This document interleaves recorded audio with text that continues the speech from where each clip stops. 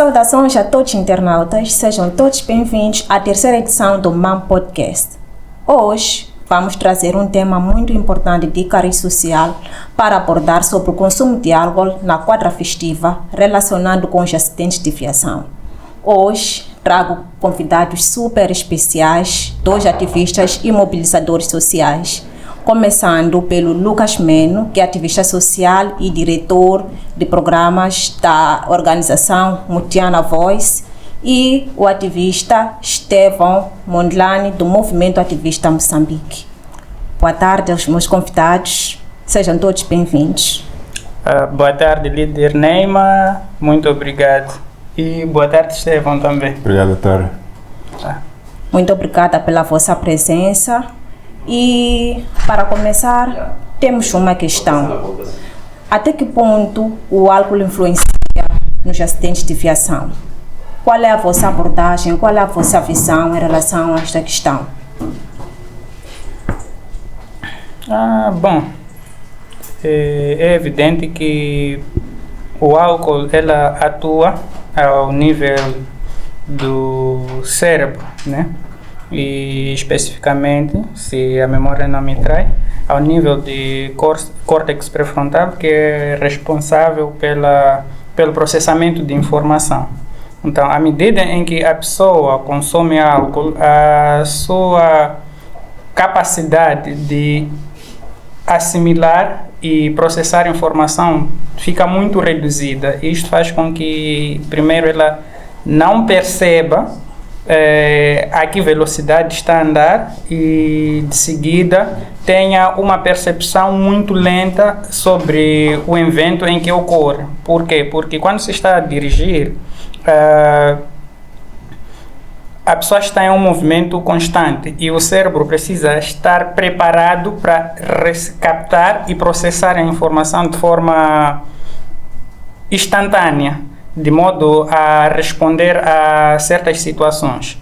Entretanto, quando a pessoa está sob efeito de álcool, essa capacidade é reduzida. Consequentemente, ela vai estar a acelerar muito e não vai se aperceber, porque o cérebro ainda está a processar lento, vai precisar de um tempo para entender que está a andar a alta velocidade. E segundo, todas as respostas que ele for a dar aos estímulos externos em que estiver a sofrer vão ser respostas tardias, porque também vai demorar a processar.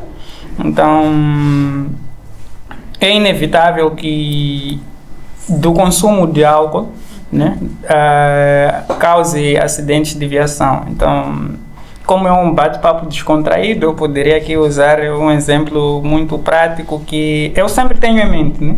É um exemplo de vida real que eu tive e eu disse que não.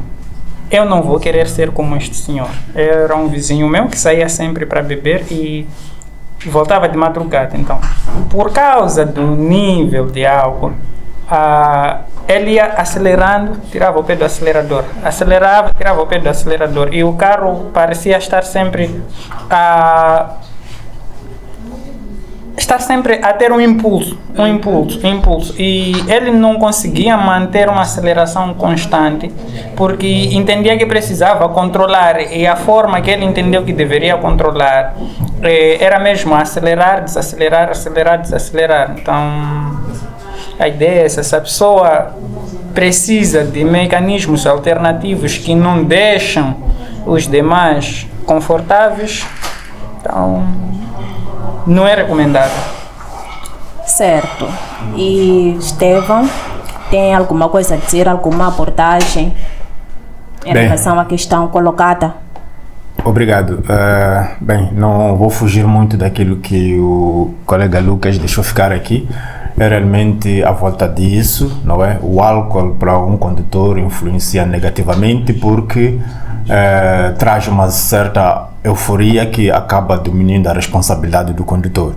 Existem aqui vários pontos a serem desconsiderados pelo condutor movido pelo álcool, não é? O álcool já em si traz uma certa emoção, altera a capacidade de visão para o motorista, tira nele a condução defensiva, não é?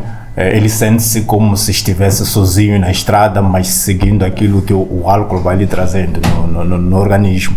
Então, por isso se diz tolerância zero para os condutores sob efeito de álcool, porque quando alguém conduz sob efeito do álcool, não tem a capacidade também de cuidar ou prever aquilo que os outros motoristas podem estar a fazer na estrada, não é? O álcool diminui nele, como bem o Lucas disse, diminui nele a capacidade de respostas a várias eventualidades que podem ser trazidas por outros motoristas. Então, o álcool é totalmente negativo para um condutor. E falando exatamente na quadra festiva, nós temos várias pessoas que se metem na estrada sob efeito de álcool, causando muita confusão e não respeitando aquilo que é o código da estrada. Então, o álcool influencia bastante naquilo que são os acidentes, em grande parte, na estrada, e é basicamente isso. Tendo em conta o aumento dos acidentes de viação, será que não devia se controlar a venda ou o consumo dessas mesmas bebidas alcoólicas aos diferentes atores da sociedade como forma de minimizar este impacto? Será que o fácil acesso também não condiciona este problema? Porque temos muitas pessoas, até jovens, menores de idade, que acabam consumindo álcool muito cedo. Será que as autoridades não poderão colocar uma mão dura como forma de fiscalizar melhor para que esta situação esteja mais controlada? E necessariamente vamos diminuir este índice de acidentes? Bom, se calhar para responder a tua questão, não, Estevão, querias... Não, pode adiantar. Tudo bem. De boa. Se calhar para responder a tua questão, eu começaria aqui por também colocar uma questão provocativa. Né?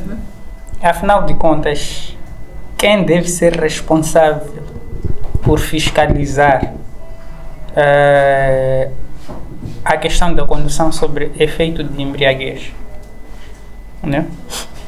Então, por que é que eu faço essa pergunta? Porque antes da sociedade estabelecer normas, regras, existe o que o Peter Berg chamou de perspectiva sociológica, o homem na sociedade. Existe um critério em que o próprio indivíduo deve reconhecer-se como parte de um sistema e saber que, como parte de um sistema, ele pode contribuir ou para melhoria ou para prejuízo. Então chamamos a atenção aqui à responsabilidade individual de forma primária. Certamente, independentemente de que medidas forem criadas para que haja esse controle, esta mão dura, este pulso firme sobre a questão de condução em estado de embriaguez e os respectivos acidentes de viação associados a este fenômeno, nós não vamos conseguir erradicar este fenômeno senão o próprio indivíduo por si só tomar a consciência de que, como parte da sociedade, ele contribui tanto para o sucesso quanto para a desgraça do meio em que ele está inserido, né? Um exemplo prático, eu acredito que depois chegaríamos certamente a falar sobre corrupção, sobre fraco controle e por aí vai. Mas isso tudo são novas etapas de uma cadeia contínua e crescente que inicia do próprio indivíduo. Razão pela qual estimula-se muito a questão de consciencialização,